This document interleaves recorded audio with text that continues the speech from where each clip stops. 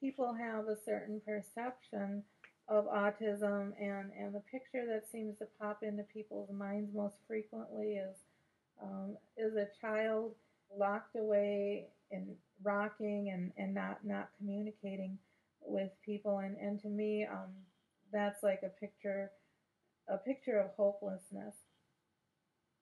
When I was growing up, I had a lot of differences, and I was institutionalized, and I was diagnosed with all sorts of different things.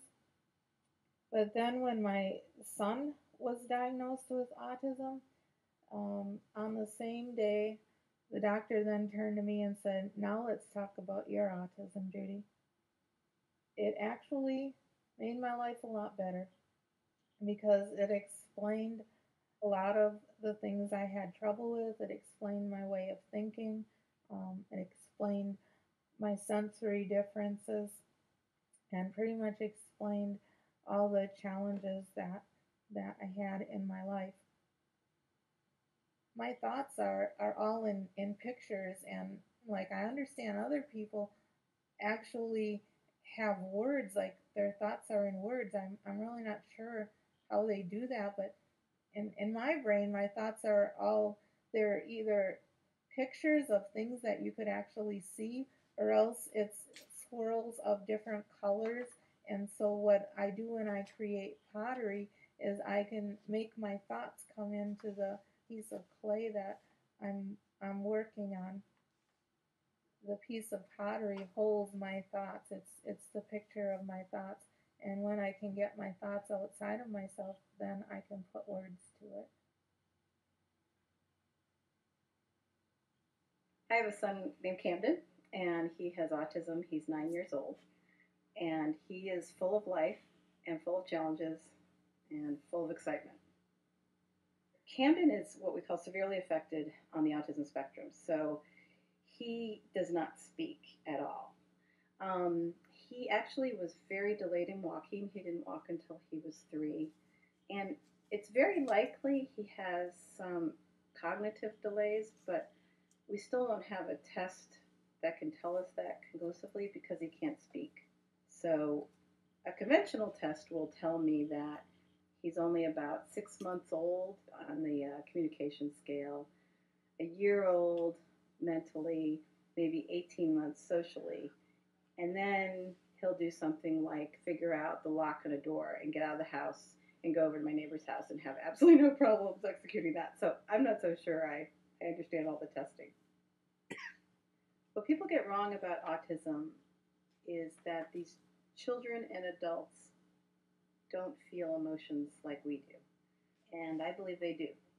My son may not look me in the eye all the time. He may not like change, but he knows who mommy is.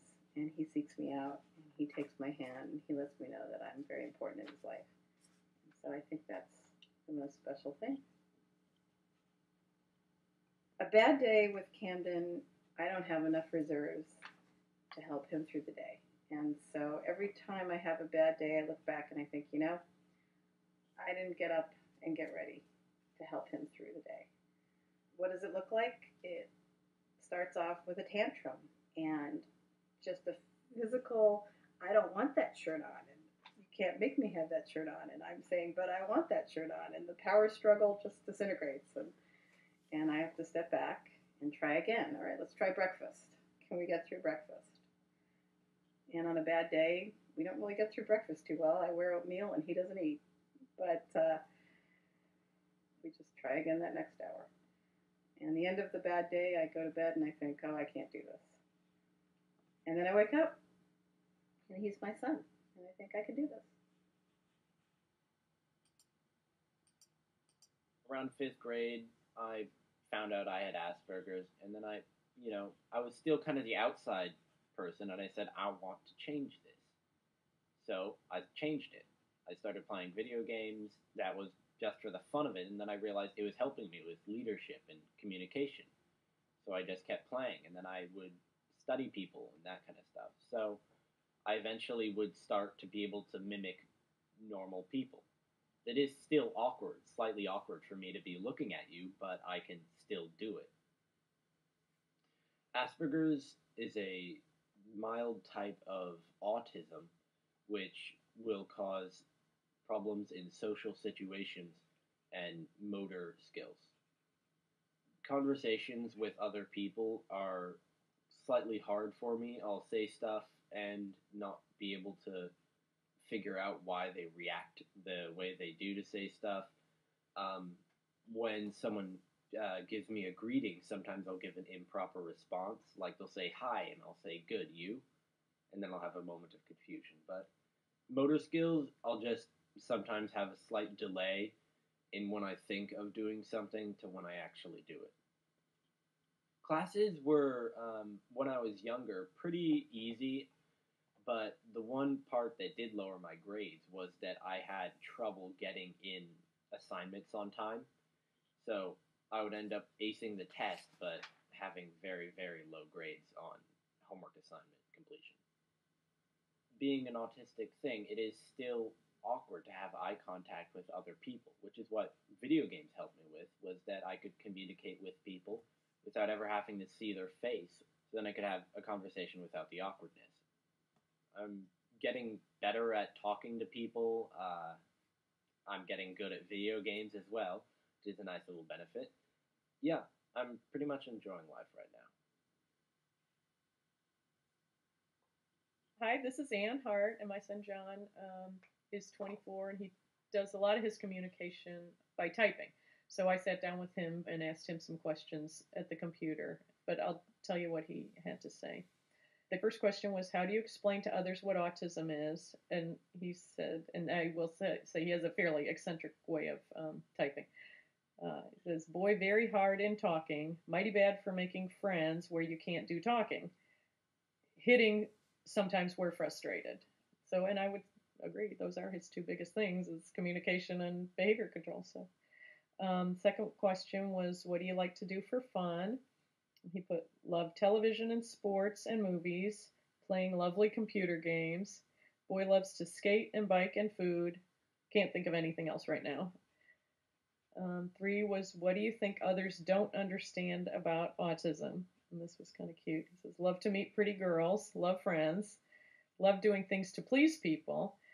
And then I asked him, just to clarify, do you mean you like to help other people?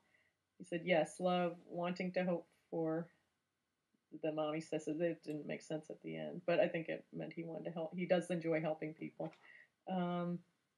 What's the hardest part about living with autism? Hard to play with friends, which he had referenced earlier. What is good about having autism? He says John Hart doesn't have to work all the time, which I thought was pretty funny since, he's right. I mean, most 24-year-olds work full time, and he knows he doesn't have to work full time. 6, do you have any advice for parents of kids who have just been diagnosed with autism? He says, love him, teach good him, help him meet people for friends. I asked him if there was anything else he wanted to add. He says, love John Hart, now watch some TV, done. And he always closes any written communication with love John Hart, all type with no spaces. That's always his little signature. I found out about my autism through the birth of my son, which might sound unusual. He was born 19 years ago, and shortly after that, he was diagnosed with autism. And with time, I began to feel that perhaps I too was on the autism spectrum, and many of my friends with Asperger's basically did an intervention when I was about 40 years old and said, Val, you're busted and you should get evaluated. It wasn't that I didn't want the diagnosis. Over time, it's been a huge relief.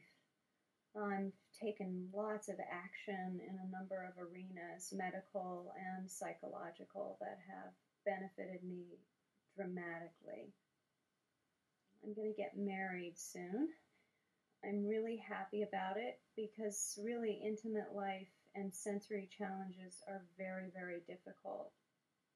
Some of the discomforts in a very intimate situations are so specific, and they're kind of funny. Like if a toenail grazes my skin, it's like lightning hit me, and my whole body just like freezes, and there's adrenaline pumping through me, and I've had to find ways to navigate those situations.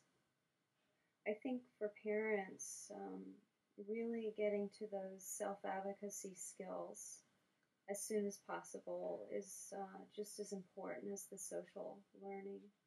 You know, if you know how to behave and be in different social settings, it's one thing, but to know how to feel comfortable in them.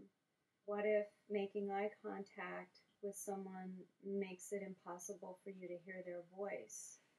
And there are ways that you can advocate for yourself in those situations if you learn how to talk to people about it. Probably the first thing that people will notice are some of the behaviors. She's extremely energetic, and if they met her at home, it may take a while for them to notice that there's something different because she may be doing things that typical 12-year-olds do, raiding the refrigerator and that kind of thing. But out in public, it's much more apparent that she is different. She may be very anxious and may jump up and down, and she does not have the verbal skills of a typical 12-year-old. So that would also give away that there's something going on. Friendship, in the typical sense of the word, is very challenging for her because while she's interested in a lot of the same things that the other girls are interested in, their verbal skills are just so different that it's hard for her to keep up. For a while, actually, being around boys was easier because there was more physical activity involved. So playing soccer or playing tennis or throwing a ball. I think we've all been in a room with 12-year-old girls, and it's very verbally overstimulating, even to typical people. If your child is diagnosed with autism, it can be devastating, but at the same time, it's not the end of the world. One of the things I just love about Ellie is that everybody just is who they are.